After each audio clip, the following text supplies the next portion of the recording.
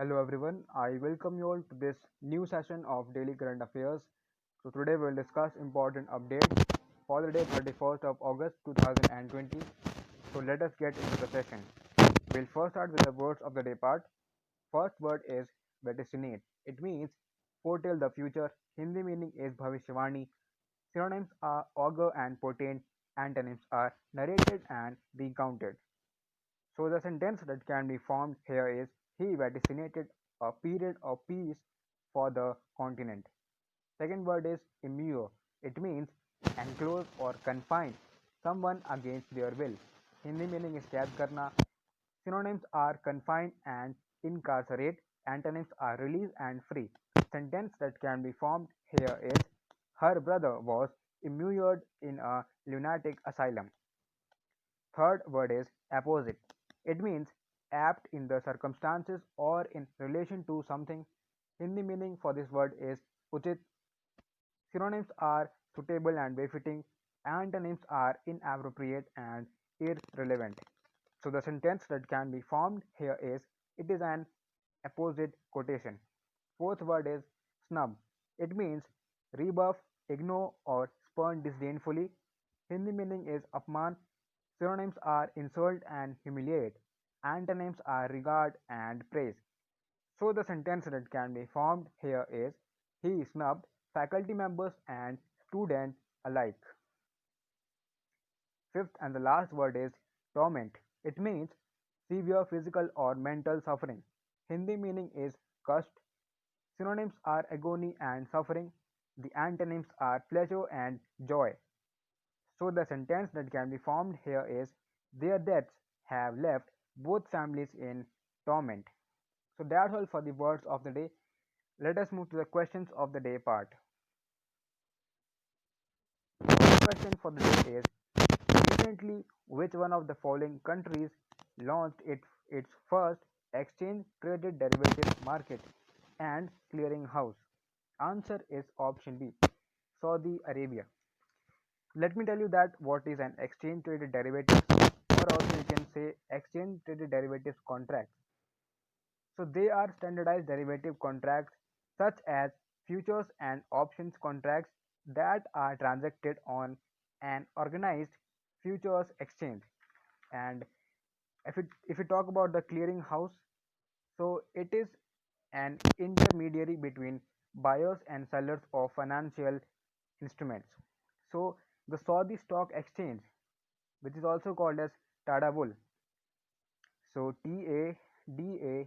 Tadawul. So this is the name of Saudi Stock Exchange.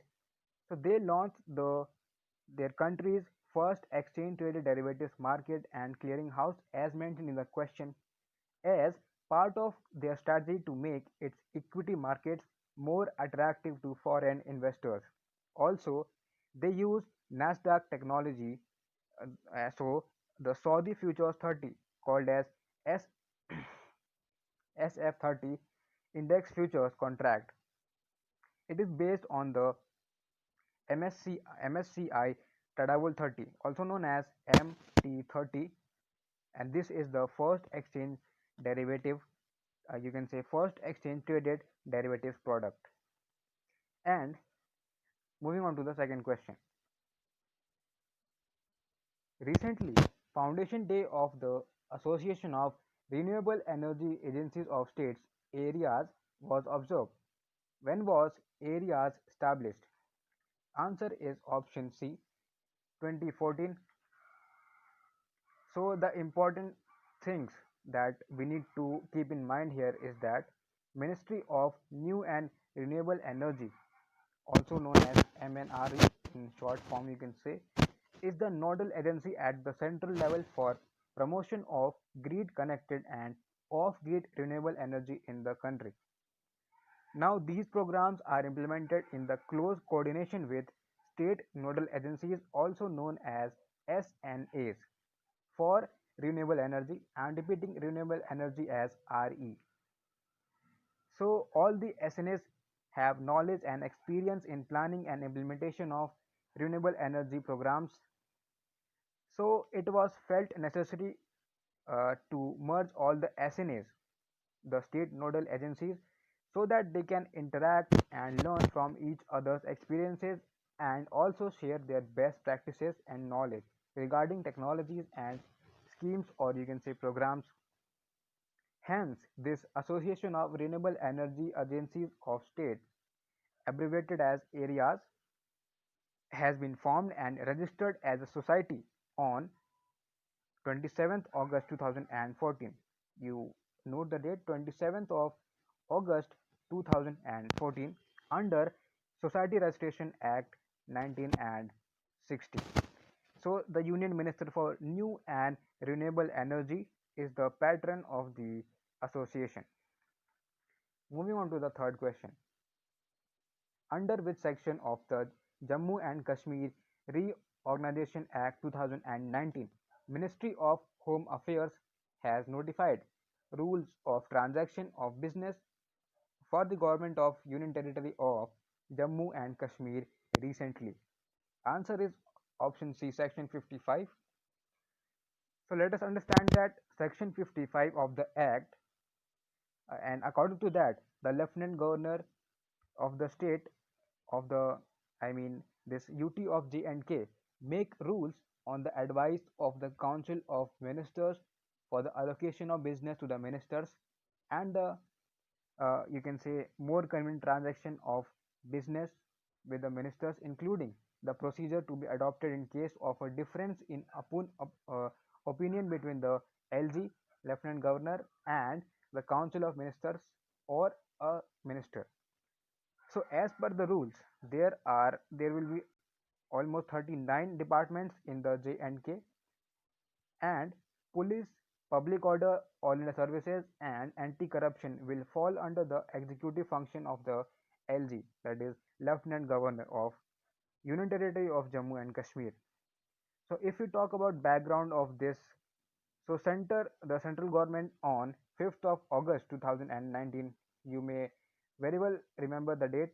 So on 5th August 2019, they scrapped provisions of Article 370 through the Constitution Order 2019, known as Application to J&K Order 2019, and a separate bill, the Jammu and Kashmir Reorganization Bill 2019 was the name of the bill, was introduced to bifurcate the state of Jammu and Kashmir into two separate Union Territory of Jammu and Kashmir with a legislature and Ladakh without legislature. Moving on to the fourth question. Where is the Pantanal, the largest tropical wetland and one of the most pristine in the world, located? Pristine means very clean, or you can say homogeneous. Answer is option C, Brazil. So the Pantanal is ablaze, meaning that it is under fire, but the fire is often invisible in the area, or you can say in this wetland area, and the vegetation compacted under the marshy flood water during the wet season dries out as ponds and lagoons evaporate, leaving flammable deposits underground that can continue to smolder long after visible flames lie down.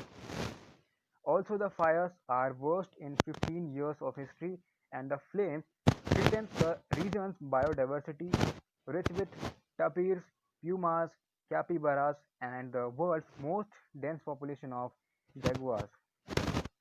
So, the basic thing to note here is that we should understand what is a wetland. So, wetland is a distinct ecosystem that is flooded by water either permanently or seasonally, where oxygen free processes prevail. So, the primary factor that distinguishes it from the rest of the ecosystem is that the characteristic vegetation of aquatic plants adapted to the unique known as hydric soil. So you should note the word hydric soil.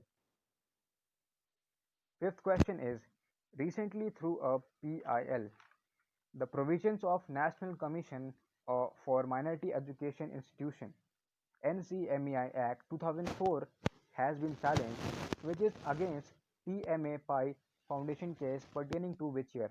Answer is option C, 2002.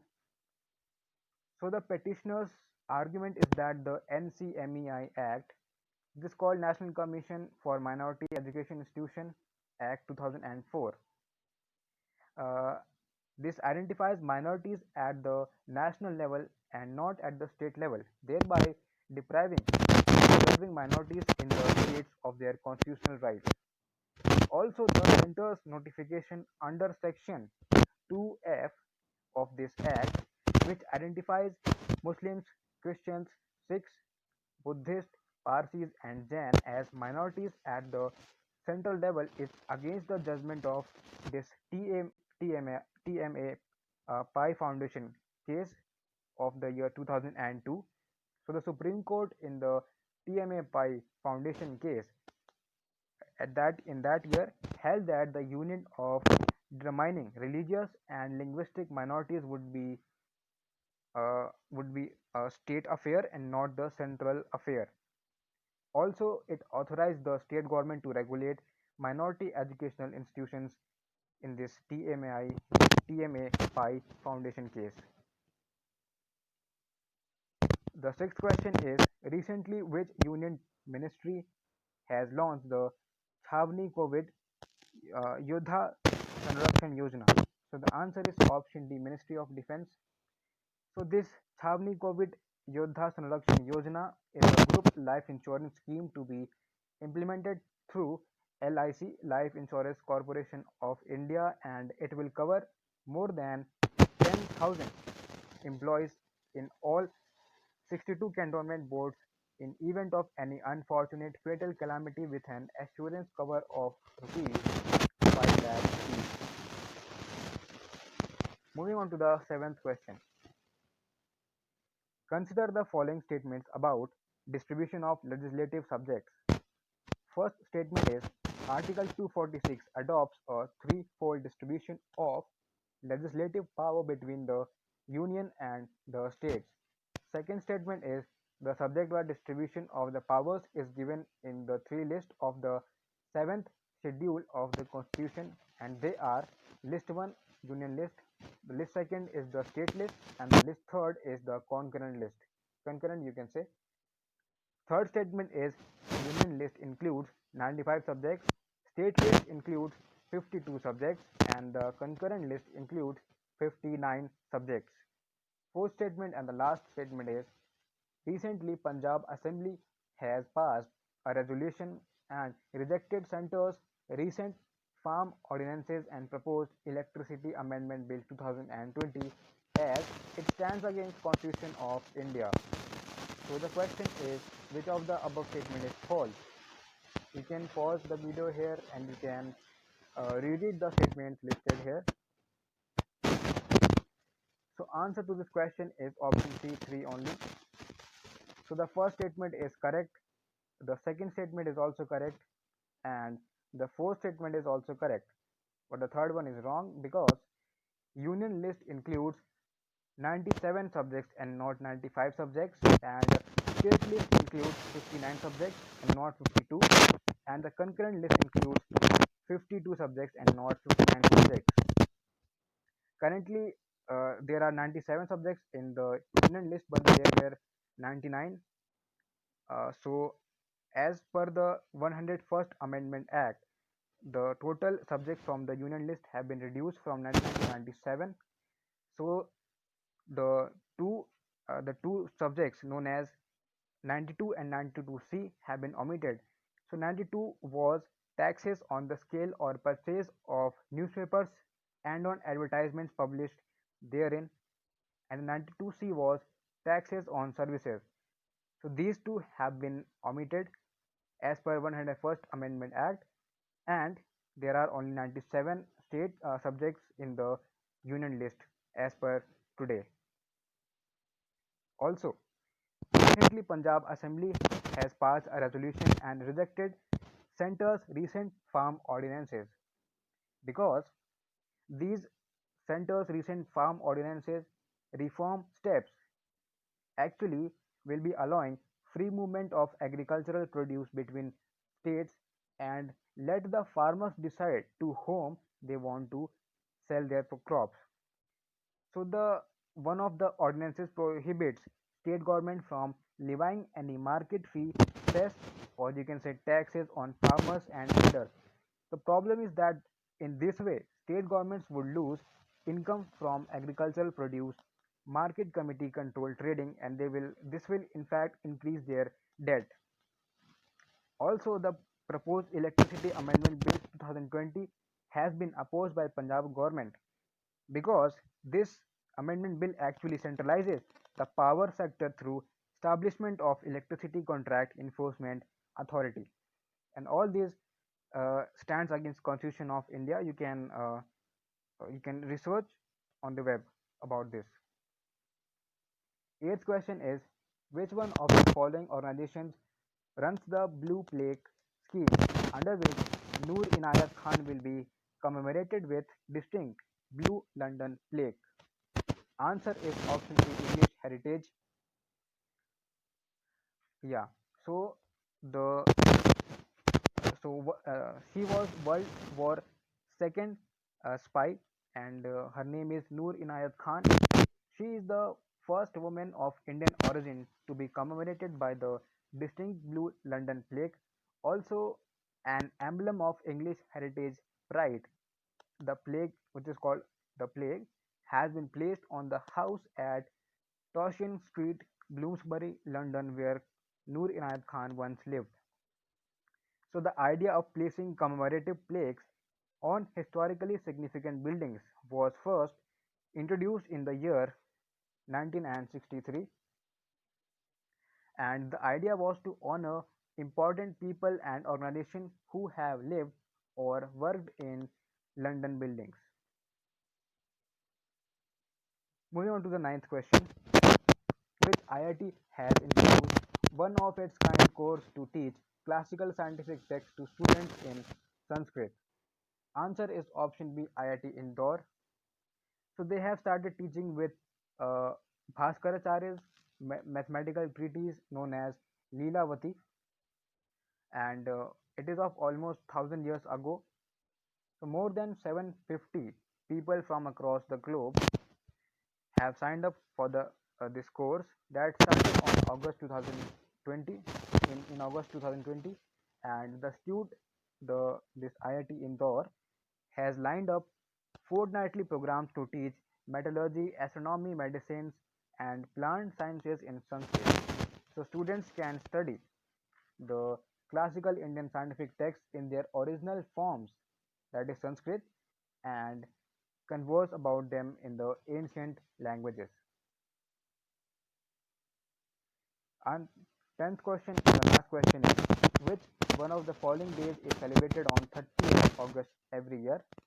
Answer is option A, International Day of the Victims of Enforced Disappearances. All these three are celebrated on 29th of August.